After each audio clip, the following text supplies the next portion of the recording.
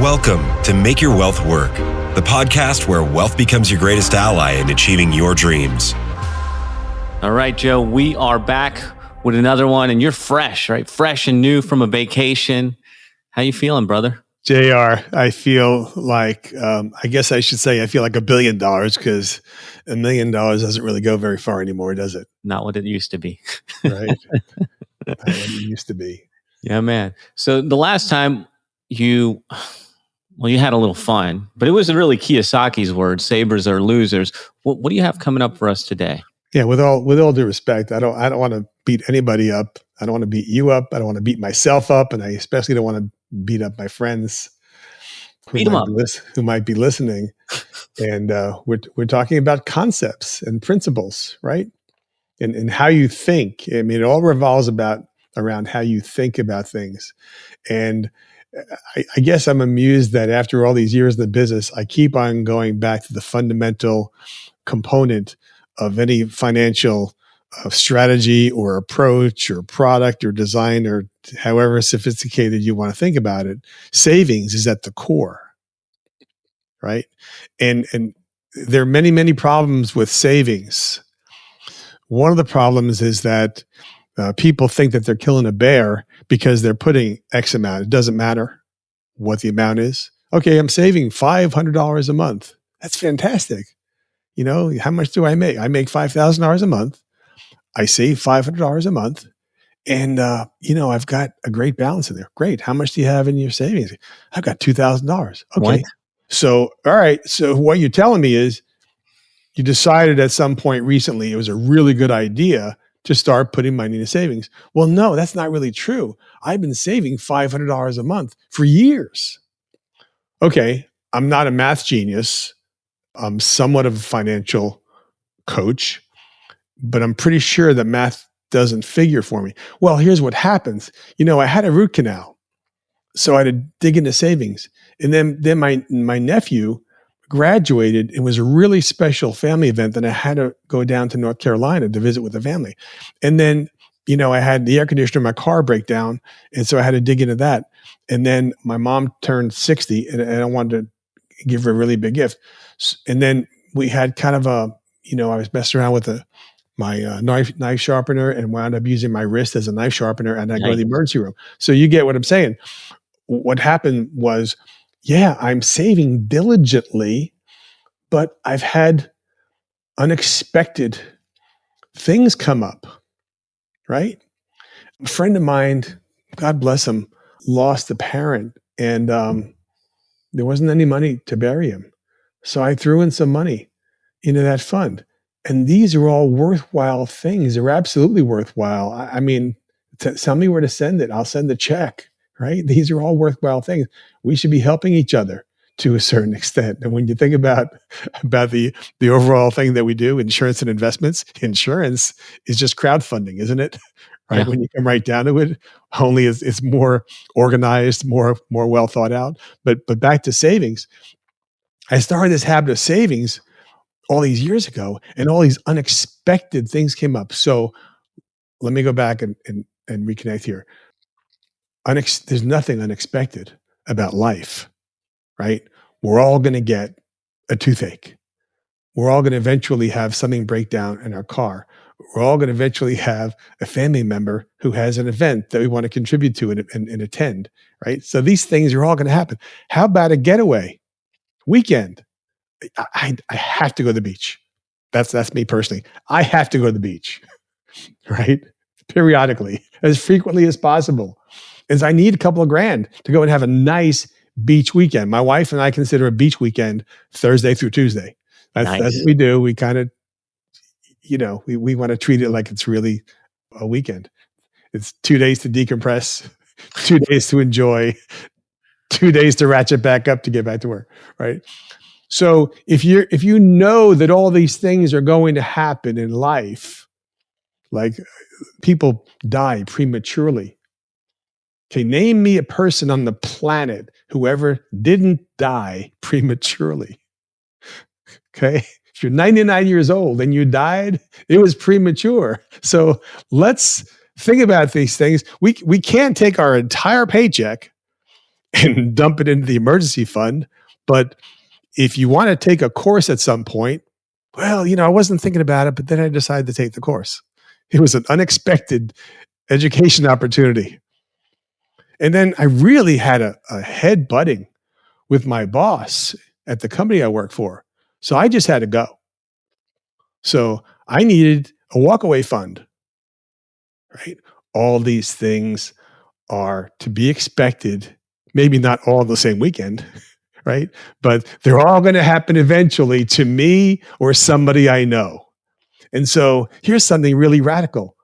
If they're all going to happen, I mean, we know that Christmas is going to happen next year, next December, unless they cancel it. It's probably not going to be canceled.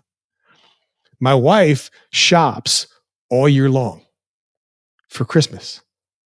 So by Christmas, all our bills for Christmas have already been paid for because she knows it'll be better off if I kind of disperse that spending over 12 months. There's one example.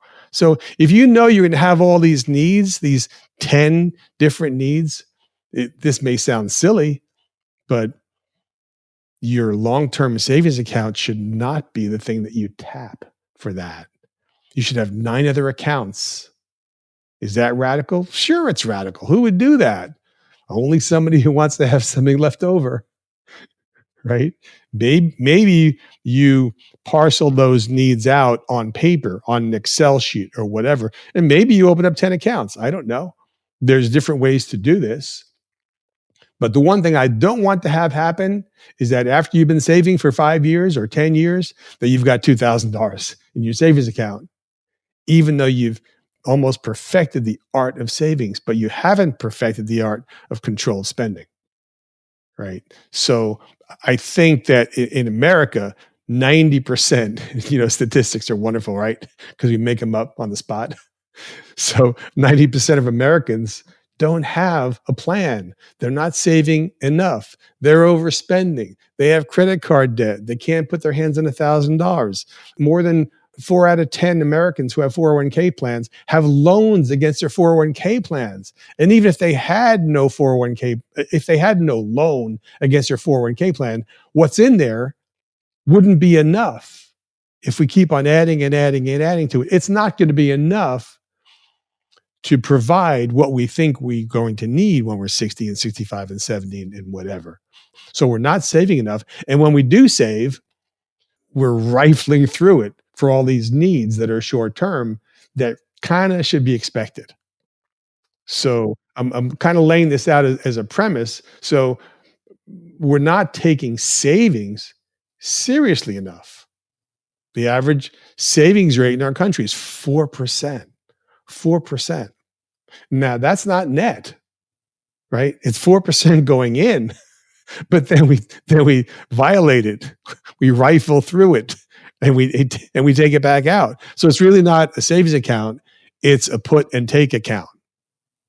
So what's the first step here, right? Because I mean, I get it, right? We're fooling ourselves into thinking we're saving because we're putting that money in there, but if it doesn't stay in there, then we're not actually saving anything, right?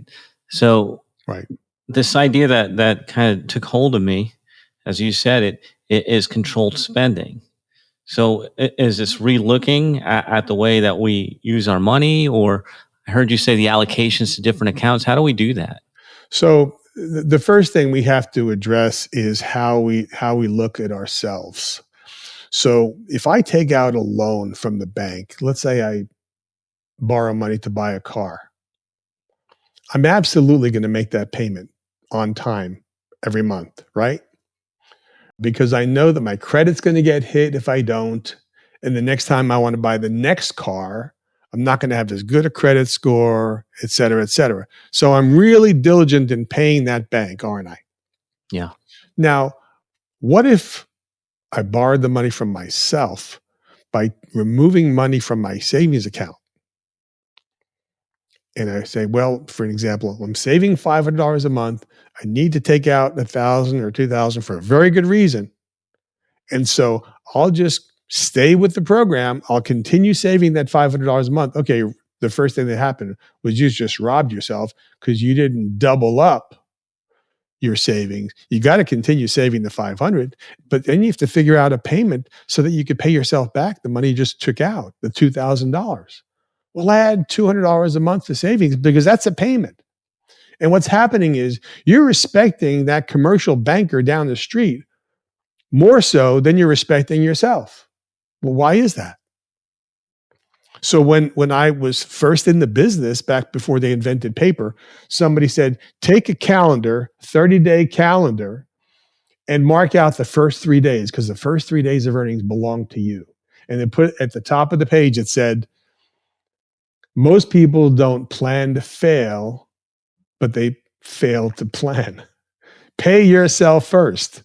Now, I violated that, for the first 10 years of my career. And I put myself in the same boat as everybody else. I don't do that anymore. I am not in the same boat as everybody else. In fact, nobody's in the same boat as everybody else, but they think they are. So they follow the crowd. They wind up following in a circle, and that's another conversation. But so my wife and I decided when we met, we committed to God. We committed our finances. We committed to each other. We committed to him. This is 1988. We've been together 36 years. And we said, we're going to pay him first. Of course, that's what we believe. We're Christians. We give 10% of our gross. Underline the word gross. We can talk about that another time. It's what we do. But everything that's left on earth, I put myself, I put my family bank, if you'd like to call it. We put the Pantozzi family bank as our number one creditor that always gets paid first, no matter what happens. And I told my wife on day one, I said, listen, if you have to be late with the mortgage payment, if you have to be late with a car payment, if you have to have the lights turned off because the power goes off because we didn't pay the bill, you let that happen. You're not going to miss paying ourselves. I take this very, very seriously. No kidding. And we have put ourselves in the position where we've been able to buy things, invest in things, open up new business opportunities because we had the capital. Now I'm going to use a fancy word, right?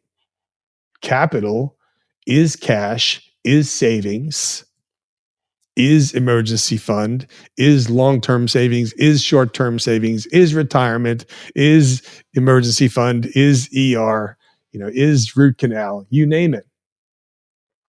But now if you're doing this on a massive basis, I mean, if you're saving 10% of your gross and you're committed to it, first of all, that war chest is gonna continue to build. And then when you need to take money out for any reason, that is a loan, my brother. It's a loan. And it's not a loan with a small interest rate either. We could talk about car loans some other time. But the very first time I used this method that I learned from Nelson Nash, the author of The Infinite Banking Concept, I started doing that in 2003, so about 20 years ago. I went to my wife and I said, honey, we're going to buy a car and we're going to pay ourselves. We're going to take a loan against the equity. We're going to collateralize our life insurance. We're kind of going off the deep end here, I know. But honey, I'm charging you 12%. And she said, are you nuts? I can go to the bank, she said, and get a 6 or a 7% loan. I said, yeah. But at the end of the day, who has all the money? The bank has all the money. And so, see, all this is growing out of the idea of savings and who's controlling the savings, who's controlling the banking function in my life. I'm controlling the banking function in my life. So that savings is the foundation for everything we do. And not only did I get all the money back in my account for the car we bought, I got the tax deduction on the interest that I paid to the insurance company that lent me the money when I used my life insurance as collateral. I got a tax deduction. I got the salvage value of the vehicle. I got the growth on the account. I spent $42,000 when I wrote a check to the Lexus dealer, went to the Lexus dealer, brought in a check for $42,000. And 6 years later, because I had a 12% 6-year note that I imposed upon myself, when you added up all those benefits we created, we had $70,000. Nice. Man, people don't get the math, do they? Like, you're going to have to go back and listen to that 3 times. Right. So this is all starting out with the idea that I'm going to save viciously. I'm going to be Attila the Hun when it comes to saving. Aggressive. So, Joe, what do you have coming up for us next time? So aside from part 2 on savings, because we're just getting rolling here, I think we talked about the idea of retirement. And the best definition I could think of when you retire something is you take it out of service. So you're going to buy this, 1968, if there was a 1968 Ford Mustang, I don't know. And you're going to keep it cherried out. The engine is in pristine condition. The tires are perfect. The odometer has like 4 miles on it, right? And you're going to put it in your garage and put it up on blocks. Retired. Well, really? Is that what I'm going to do with myself? So I've taken all these years to hone my craft, and I'm not done because I'm learning more every day. Why? Honestly, because I want to serve people better. I want people to get it. I want families to be so invested in their future that they believe that financial literacy is vital to their own survival and that of their kids and their grandkids and their posterity and their charities and their causes. And so you're telling me that I'm going to practice for 40 years, and then when I get really good, when I kind of figure out that I know what I'm doing, I'm going to stop so that I can spend every day as Saturday, and I can start to work on my golf game and play golf 7 days a week. Okay, well, you know what? If you manage your life properly, you can probably play golf as often as you like. But I enjoy sharing with people, and I enjoy sharing what I'm learning, what I'm uncovering, and what I'm parsing out from looking at human nature more than anything else. So a financial planner is supposed to know something about managing money. Actually, what I do is I coach people, and I help people look at their behaviors toward money and toward wealth and toward economics and toward financial literacy and toward the future and toward where their money is going. So what do you want your retirement to look like? Well, I've been working really hard for 40 years. Did you like your job? No, I hated my job. Well, then you should retire. you have, but tell your kids, don't start a job at some place. I'm not even going to mention an industry because it doesn't matter. Don't start a job someplace and just have in your mind that you're going to grab that brass ring like they do on the carousels, and you're going to press the button for retirement at 60 because you earned it. But in the meantime, you're going to hate your life. You're going to hate showing up at work. You're going to hate putting a tie on or putting a uniform on or putting a hard hat on, whatever it is. I'm going to hate it, but I'm going to have a pension. Okay, but you're not fulfilling. So if you enjoy your work, your vocation, your career, the value you bring to people, why would you ever want to stop? Man, this guy is the king here. I'm like, should we just keep going? We'll have to do it on the next one, boys and girls, because that is a wrap for this episode. Thanks. This is thepodcastfactory.com.